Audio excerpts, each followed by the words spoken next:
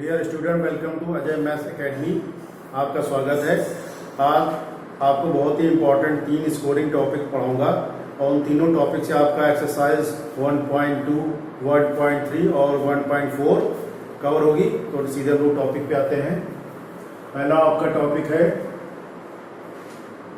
अंकगणितीय आधारभूत प्रमेय।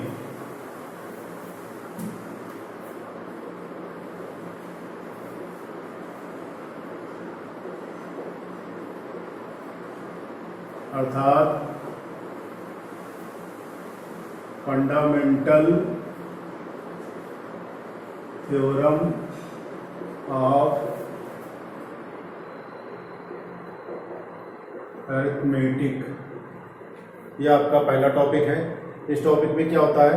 इस टॉपिक में किसी भी भाज्य संख्या के हम लोग गुणनखंड करते हैं और उन गुणनखंडों को अभाज्य संख्याओं की घातों के रूप में लिखते हैं। एक एग्जाम्पल लेंगे, उसी से सब समझ में आ जाएगा। जैसे हम लोग 140 के गुणनखंड करना है, तो कैसे करेंगे? जो तरीका हम लोगों ने अभी तक सीखा था वो क्या था?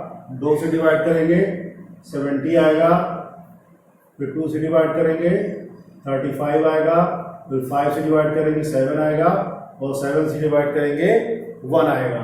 तो इसको हम लोग लिखेंगे 140 का गुणनखंड 2 × 2 5 × 7। लेकिन जो ये प्रमेय है इसके अनुसार क्या होता है कि जो भी गुणनखंड आता है उसको हम लोग घातों के रूप में व्यक्त करते हैं। तो कैसे व्यक्त करेंगे इसको? यहाँ पर 2 आया है 2 बार, तो हो जाएगा 2 की घात 2 यानी 2 की पावर 2। 5 एक बार आया तो 5 की पावर 1 और 7 एक आया है तो 7 की पावर 1 हो जाएगी। एक एग्जाम्पल और ले लेते हैं जल्दी से। अगर आपको 50 के गुणनखंड करने हैं तो कैसे करेंगे? 2 से डिवाइड करेंगे 25, 5 से डिवाइड किया 5 और 5 से डिवाइड किया 1, तो 50 के गुणनखंड कितने हो गए? 2 × 5 × 5। लेकिन इस प्रमेय के अनुसार क्या होगा? इसको हम लोग ऐसे नहीं छोड़ेंगे, इसको हम लोग घातों के रूप में व्यक्त करेंगे। तो ये हो जाएगा 2 की पावर 1 और 5 की पावर 2। काफी आसान ये आर्टिकल था, तो मेरे ख्याल से आपको समझ में आ गया होगा। दूसरे टॉपिक पे आते हैं जहां पर इस पहले आपने टॉपिक पढ़ा, इसका यूज होगा। क्या है? बिना लंबी विभाजन प्रक्रिया के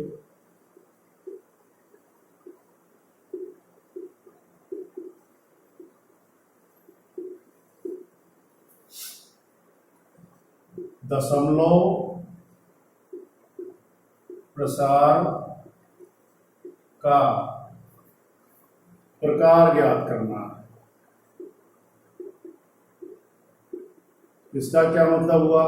इसका मतलब ये हुआ कि अगर कोई संख्या है तो उसको बिना डिवाइड किए, जो हम लोग भाग करने का तरीका है, बिना उस तरह भाग किए ये कैसा पता लगाएं कि उसका दशमलव प्रसार कैसा है। दशमलव प्रसार कैसा का मतलब वो शांत दशमलव है या अशांत है, वो टर्मिनेटिंग है या नॉन टर्मिनेटिंग है। तो एक क्वेश्चन लेते हैं, क्वेश्चन के माध्यम से इसको आपको करके दिखाते हैं। जैसे आपको दिखाना है 31/2 की पावर 2 और 5 की पावर 3 का प्रसार किस प्रकार का है, किस प्रकार का है, ये आपको चेक करना है। तो तरीका ये होता है कि जो भी संख्या दी रहती है उसके हर का हम लोग गुणनखंड करते हैं, और वो गुणनखंड किस रूप में करते हैं? आधारभूत प्रमेय के आधार पर करते हैं। यानी कि उसके हर का हम लोग जो गुणनखंड करते हैं उसको अभाज्य संख्या के घातों के रूप में लिखते हैं। तो इस क्वेश्चन में पहले से ही दिया है यहाँ पर घातों के रूप में, तो यहाँ पर गुणनखंड आपको नहीं करना पड़ेगा। तो डायरेक्ट कैसे करेंगे इसको? 31/2 की पावर 2 और 5 की पावर 3। तो जो भी गुणनखंड दिया होता है आपका हर का, तो सबसे पहला तरीका तो क्या है कि उसको हम लोग 2 और 5 की घातों को क्या करते हैं? बराबर करते हैं। तो यहाँ पर 2 की घात 2 है और 5 की घात 3 है। तो इनको घातों को कैसे बराबर करेंगे, यहाँ पर 2 हमको एक और चाहिए तो 2 से मल्टीप्लाई कर दें, तो 2 से जब मल्टीप्लाई करेंगे तो 2 की पावर कितना हो जाएगा 3, और 5 की 3 पावर 3 पहले से है। अब जब 2 को आपने हर में मल्टीप्लाई किया है तो 2 को किस में मल्टीप्लाई करना पड़ेगा, अंश में भी करना पड़ेगा। तो जब अंश में मल्टीप्लाई करेंगे तो हो जाएगा 31 इंटू 2। अब ऊपर 31 को 2 से मल्टीप्लाई किया तो ये 62 हो गया आपका। अब यहाँ पर चूंकि घात समान है तो घात को क्या करेंगे हम कंबाइन कर लेंगे, तो ये हो जाएगा 2 इंटू 5 की पावर 3। अब और आगे हल करेंगे तो ये हो जाएगा 10 की पावर 3 और ऊपर हो गया 62। अब 10 की पावर 3 को हम लोग लिखेंगे 1000 लिख लिया, ऊपर वही रहेगा 62। और 1000 से 62 में डिवाइड करना बहुत आसान है। कैसे करेंगे, यहाँ पर 3 जीरो है तो यहाँ पर दशमलव कहाँ पर आ जाएगा 3 अंक बाद, तो 62 आपके पास पहले सा था, 1 जीरो और लगा देंगे और ये आपका आ जाएगा दशमलव। ये दशमलव आपका आ गया, ये हो जाएगा 0.062। हम ध्यान से देखें तो ये कैसा दशमलव, ये शांत दशमलव है, टर्मिनेटिंग है, क्योंकि ये पूरा डिवाइड हो गया है, आगे कुछ बचा नहीं करने के लिए, तो ये दशमलव कैसा है, शांत है आपका। तो आप लिख देंगे ये शांत दशमलव है। ठीक है।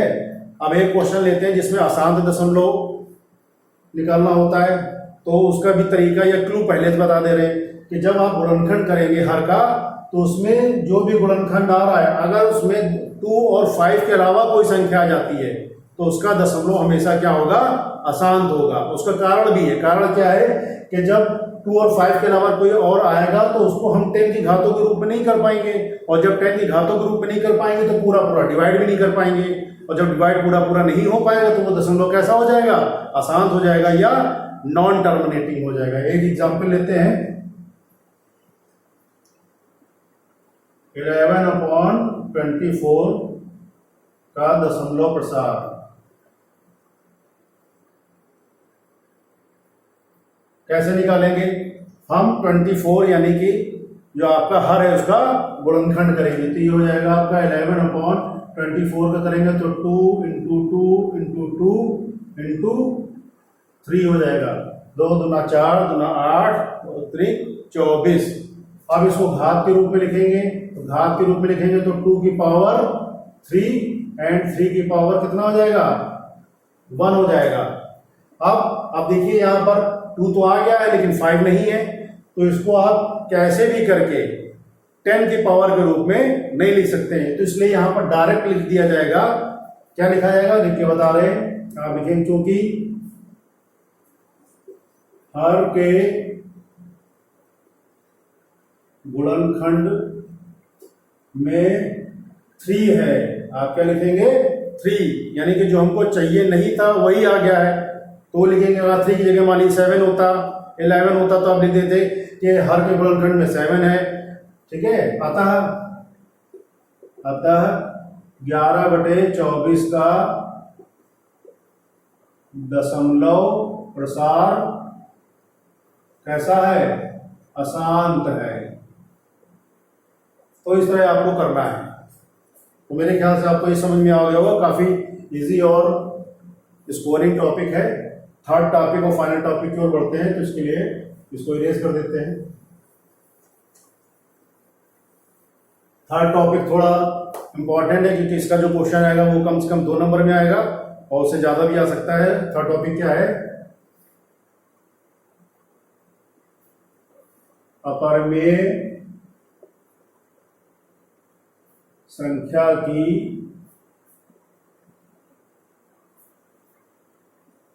अपरिमेयता ज्ञात करना, ये टॉपिक है। इसका मतलब क्या हुआ, इसका मतलब ये हुआ कि इसमें ज्ञात किया जाता है कि दी गई संख्या अपरिमेय है या नहीं है। तो एग्जाम्पल के माध्यम से करते हैं इसको। दिखाइए √5 एक अपरिमेय संख्या है। कैसे इसको करेंगे, इसको करने के लिए जो भी क्वेश्चन दिया रहता है उसका हम लोग उल्टा मान लेते हैं। इसमें दिया है कि दिखाइए कि अंडर रूट 5 एक अपरमेय संख्या है, तो हम लोग क्या मानेंगे कि अंडर रूट 5 एक परमेय संख्या है। शुरू करते हैं। आप लिखेंगे माना अंडर रूट 5 एक परमेय संख्या है। तो अगर ये परमेय संख्या है तो इसको हम लोग P/Q के रूप में लिख सकते हैं, यानी भिन्न के रूप में लिख सकते हैं। अतः हमने माना under root 5 equal to A/B। हमने इसको A/B कोई भी संख्या के रूप में लिख सकते हैं, P/Q ले सकते हैं, आप A/B भी लिख सकते हैं। और जब A/B या P/Q लेते हैं तो उसमें एक प्रॉपर्टी और होती है, क्या कि आपका हर जीरो नहीं होना चाहिए। तो यहाँ पर हर जीरो नहीं, क्योंकि हमने खुद कह रहे हैं कि इसको हम P/Q या A/B के रूप में लिख रहे हैं।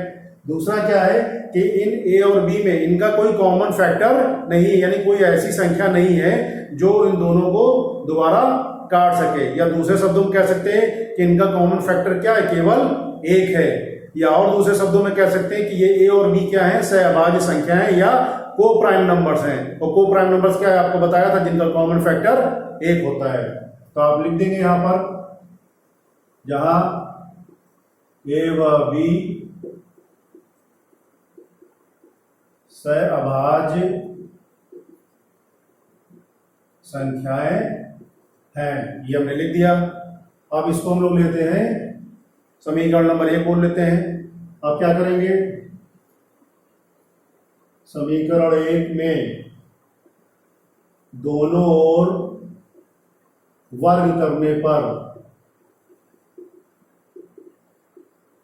यानी दोनों तरफ हम क्या करेंगे, स्क्वायर कर देंगे।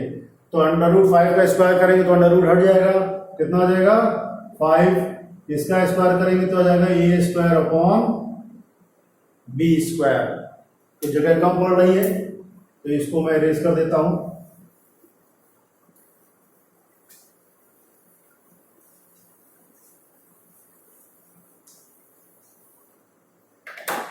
अब यहां से क्या करेंगे, यहां से हम लोग क्रॉस मल्टीप्लाई करेंगे, B² को ऊपर ले जाएंगे और 5² को नीचे ले जाएंगे। तो हो जाएगा B² इक्वल टू A²/5।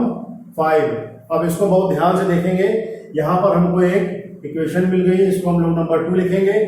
यहां पर लिखा हुआ है B², बीच में इक्वल का साइन है, इधर A²/5। इसका मतलब ये हो गया कि लेफ्ट हैंड साइड और राइट हैंड साइड दोनों क्या है, बराबर है। ठीक है, और A²/5 है, तो हम लोग लिख सकते हैं कि 5A² को विभाजित करता है, क्योंकि दोनों साइड बराबर है और A²/5 लिखा है, तो इसका मतलब यही हुआ कि 5 क्या कर रहा है, A² को क्या करता है, डिवाइड करता है। लिख सकते हैं। तो इसका दूसरा मतलब क्या हुआ कि 5 अगर A² को डिवाइड कर रहा है तो 5A को भी विभाजित करेगा। अगर 5A² को डिवाइड कर रहा है तो A² को डिवाइड करेगा कैसे, अगर सपोज A की वैल्यू 5 है तो A² की वैल्यू कितनी होगी, 25। तो अगर 5 25 को डिवाइड कर रहा है तो 5 को भी डिवाइड करेगा। तो ये हमको निष्कर्ष मिल गया। तो इसको हम लोग क्या कह सकते हैं, इसका मतलब ये हो गया कि 5A का एक गुणांक है। क्या है, 5A का एक मल्टीपल है, यानी गुणांक है। ठीक है, तो 5 अगर A का गुणांक है तो हम लोग A की वैल्यू 5 के गुणांक में ले सकते हैं, तो हम A की वैल्यू ले लेते हैं। अतः A बराबर 5C लेने पर, तो A 5 का गुणांक है तो हमने A की वैल्यू ले ली, 5 × C यानी 5C ले ली। अब ये 5C हम लोग कहां पर रख देंगे, समीकरण नंबर 2 में रखते हैं। समीकरण 2 से तो B² बराबर हो जाएगा, A की वैल्यू रखेंगे हम लोग 5C, तो 5C²/5 और ये हो जाएगा 25C²/5। इसको कैंसिल कर देंगे तो ये कितना आ जाएगा, 5C² आ गया। तो अब इस 5 को हम लोग क्रॉस मल्टीप्लाई करके किसके नीचे ले आएंगे, बी स्क्वायर के नीचे, तो ये आ जाएगा B square upon 5 equal to C square, और इसको हम लोग समीकरण नंबर 3 कह देंगे। अब समीकरण नंबर 3 और 2 देखिए बिल्कुल सेम है। यहाँ पर ए स्क्वायर के नीचे क्या था, 5 था, यहाँ बी स्क्वायर के नीचे 5 है। तो इसका मतलब ये हमने यहाँ पर प्रूफ किया है कि ए किसका मल्टीपल है, 5 का। उसी तरह यहाँ पर भी प्रूफ क्या हो जाएगा, बी किसका मल्टीपल है, बी किसका गुणांक है, 5 का। तो हम लोग लिख सकते हैं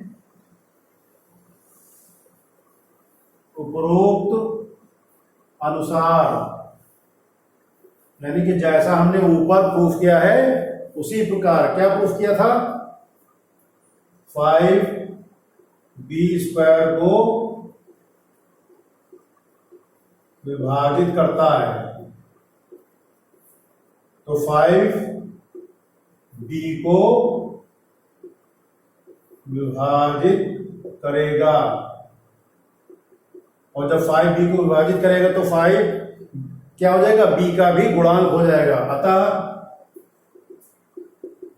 अतः 5b का क्या है,